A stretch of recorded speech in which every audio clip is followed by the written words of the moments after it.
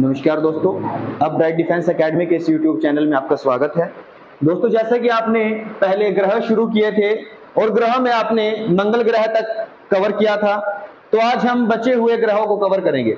सबसे पहले आपके सामने बृहस्पति ग्रह यानी कि जुपिटर, ठीक है। तो इसके बारे में क्या होता है, मैंने आपको दिखाया था पहले कि जैसे यहां पर आपका सूर्य है, ठीक है, यहां पर आपका बुध ग्रह, ये वाला शुक्र, फिर यहां पर आपकी पृथ्वी आएगी अर्थ, और यहां पर आपका मंगल ग्रह, फिर उसके बाद यहां पर ये जो पांचवा होता है वो आपका बृहस्पति रहेगा, ठीक है। पांचवा ग्रह आपका बृहस्पति था, ठीक है। उसके बाद आगे शनि ग्रह, फिर अरुण आएगा और फिर लास्ट में वरुण आएगा। क्लियर? ये वाला सबसे दूर था वरुण और सबसे नजदीक कौन सा था? बुध। तो हमें ये पांचवें नंबर पे बृहस्पति देखना है, ठीक है। तो बृहस्पति के बारे में क्या है कि ये सौर मंडल, सोलर सिस्टम का सबसे बड़ा और सबसे भारी, सबसे ज्यादा वजन वाला ग्रह कौन सा है? आपका बृहस्पति। उसके बाद अगर हम बात करें इसकी सैटेलाइट उपग्रह की, ठीक है, तो पहले सबसे ज्यादा उपग्रह बृहस्पति के थे, यानी कि 79। चक्कर क्या हुआ कि इसके बाद शनि ग्रह के कुछ ग्रहों की उपग्रहों की खोज की गई, जिसके कारण अब सबसे ज्यादा उपग्रह जो है वो आपके शनि ग्रह के हैं। तो बृहस्पति के उपग्रह कितने हैं? 79। अच्छा, जो इसके उपग्रह थे इनकी खोज किसने की थी? गैलीलियो ने, ठीक है।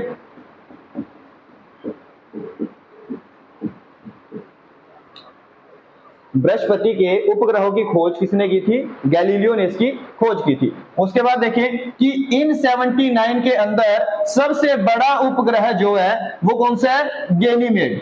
कौन सा होगा? गैनीमेड। तो सबसे बड़ा पूरे सौरमंडल का ये, पूरे सौरमंडल में सबसे बड़ा उपग्रह जो है वो कौन सा है? गैनीमेड। और ये किसका है? बृहस्पति का। इसी प्रकार आपने सबसे छोटा उपग्रह कौन सा था? डीमोस। कौन सा था? डीमोस। ये लास्ट वीडियो में देखा आपने।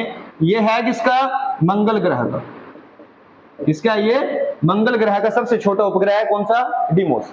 उसके बाद आगे देखिए कि जो आपका बृहस्पति है इसको किस नाम से जाना जाता है? और इसको बोला जाता है लघु सौर मंडल, यानी कि छोटा सोलर सिस्टम।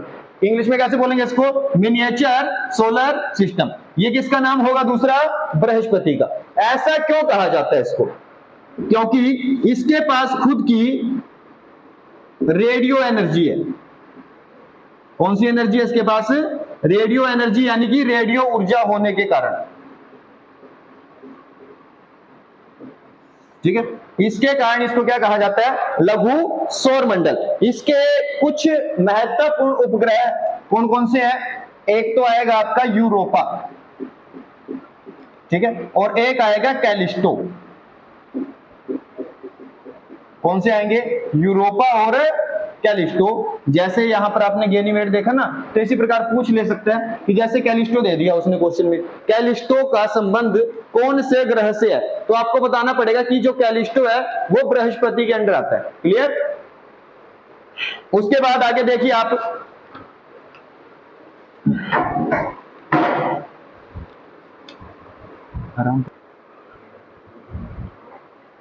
देखिए इसके बाद आपका कौन सा ग्रह रहेगा? शनि, यानी कि सैटर्न, ठीक है, जो बृहस्पति के बिल्कुल बाद में आता है। अब इसमें क्या बताया जाता है कि इसके चारों तरफ गैस के कुछ वलय चक्कर पाए जाते हैं, ठीक है। जैसे आपका ये वाला ग्रह, तो इसके ऊपर क्या कुछ इस प्रकार से चक्कर होंगे, ठीक है। ये किसके बने होंगे? गैस के। और इन वलयों की संख्या जो है वो 7 बताई गई है, ठीक है। गैसों के वलय होने के कारण इनकी संख्या कितनी है? ये 7। और इसके कारण ही इसके अन्य नाम क्या दिया गया? जैसे कि गैसों का गोला, ठीक है, यानी कि ग्लोब ऑफ गैसेस, ठीक है। क्या होगा? Globe of gases. तो ये किसको? शनि के लिए कहा गया। आगे एक और नाम दिया गया इसका, गैलेक्सी के समान ग्रह। कौन सा? ये गैलेक्सी के समान, की ऐसा लगता है कि जैसे ये कोई गैलेक्सी हो। उसके बाद आप देखिए कि इसका एक सबसे बड़ा उपग्रह है। वैसे इसके जो उपग्रह है उनकी जो संख्या वो 82 यानी कि 82 है, ठीक है। और 82 होने के साथ ये सर्वाधिक है, सर्वाधिक उपग्रह सबसे अधिक उपग्रह वाला ग्रह कौन सा है? वो शनि होगा। कितने है इसमें? 82 उपग्रह। और इसका जो सबसे बड़ा उपग्रह है, सबसे बड़ा जो उपग्रह है वो आपका कौन सा होगा? टाइटन। कौन सा होगा? टाइटन।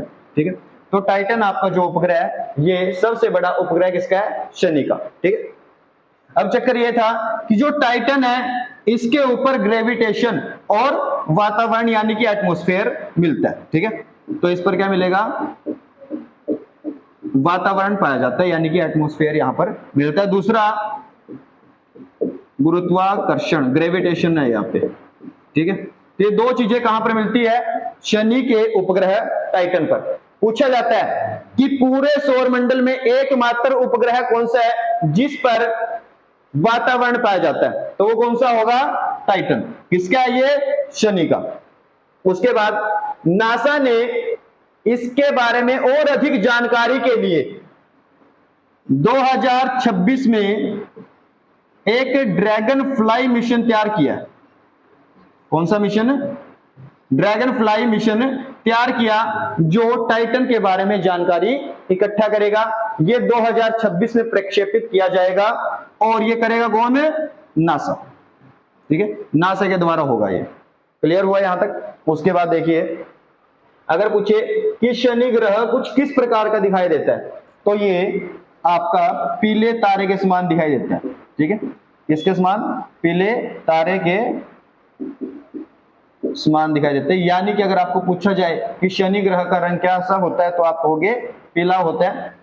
ऑप्शन में आपके काला भी होगा और ज्यादातर बच्चे ये करके आएंगे, जबकि ये वाला नहीं होगा।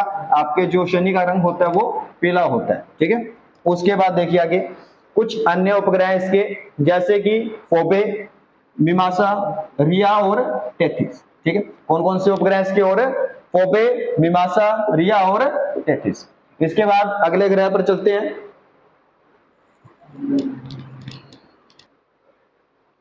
शनि के बाद देखिए आपका ग्रह कौन सा आएगा? अरुण, यानी कि यूरेनस। ठीक है, अब चक्र ये है कि आपने जब शुक्र ग्रह के बारे में पढ़ा था, तो मैंने आपको बताया था कि आगे से दूसरे नंबर पे आपका शुक्र ग्रह आता है और पीछे से दूसरे नंबर पे आपका कौन सा ग्रह आएगा?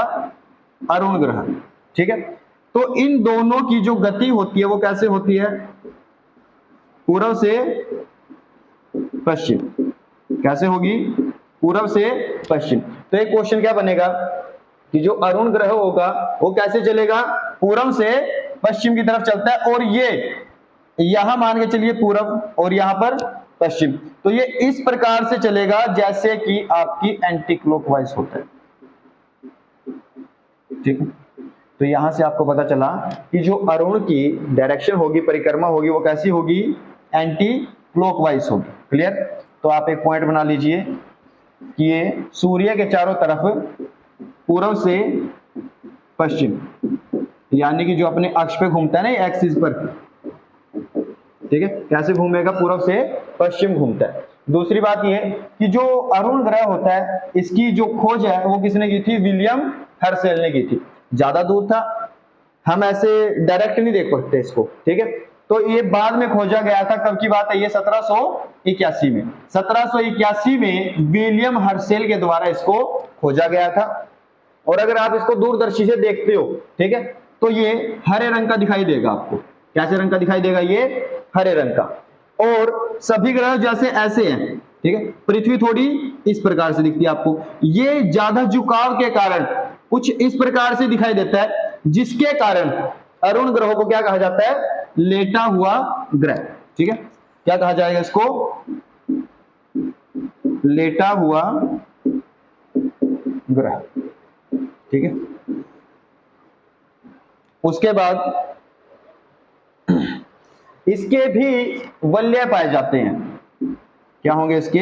वलय। जैसे शनि के 7 वलय थे, उसी प्रकार अरुण के भी वलय होते हैं। और इसके जो वलय हैं उनके नाम कुछ इस प्रकार के हैं: अल्फा, बीटा, गामा, लैम्डा, ईटा, डेल्टा। ठीक है, इप्सिलोन। तो ये सभी क्या होंगे? अगर इनमें से कुछ पूछ ले कि ये किसके वलय हैं, तो आप क्या कहोगे? अरुण के। ठीक है, इस प्रकार के नाम आते हैं। कौन कौन से हुए? अल्फा, बीटा, गामा, लैम्डा, ईटा, इप्सिलोन, डेल्टा, ये सभी आ जाएंगे आपके। क्लियर?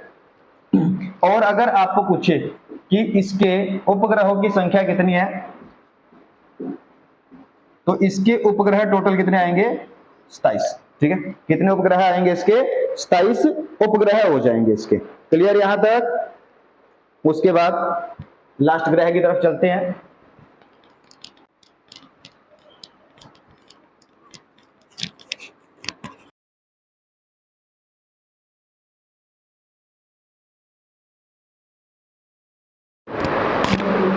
लास्ट ग्रह की तरफ चलते हैं। देखिए लास्ट कौन सा आएगा? वरुण। ठीक है, नेपच्यून। अब सबसे अंतिम है यानी कि 8वां। ठीक है, और दूसरी बात क्या है कि सूर्य से सबसे दूर, ठीक है, सूर्य से सबसे दूर कौन सा है? वरुण। दूर होने के कारण सबसे ठंडा ग्रह, ठीक है, कैसा है ये? सबसे ठंडा ग्रह कौन सा है आपका? वरुण। क्यों है? क्योंकि सूर्य से सबसे दूर है और टोटल 8 है, इसलिए ये 8वें नंबर पे आता है। आगे चलिए, इसकी जो खोज की थी वो की थी जहान गाले ने। किसने की थी? जहान गाले ने की थी। और ये कब की थी? 1840 में। कब की थी ये? 1840 में किसने की? जहान गाले ने। अब सूर्य के चारों तरफ मान के चलिए सूर्य और ये यहां पर वरुण, तो ये क्या करेगा? सूर्य के चारों तरफ परिक्रमा करेगा, चक्कर काटेगा। तो ये जो समय है इसका वो होगा 165 वर्ष का। ठीक है, कितने का आएगा? 165 वर्ष में ये इस प्रकार से घूमकर वापस अपनी स्टेज पे आ जाता है। पूछा जाता है कि वरुण ग्रह के ऊपर कौन सी गैस पाई जाती है? तो वरुण ग्रह के ऊपर कौन सी गैस पाई जाएगी? Methane gas. कौन सी गैस पाई जाएगी? मीथेन गैस पाई जाएगी, यानी कि CH4। ठीक है, कौन सी गैस होगी? मीथेन। उसके बाद अगर उपग्रह की बात करें तो उपग्रह कितने होंगे वरुण के?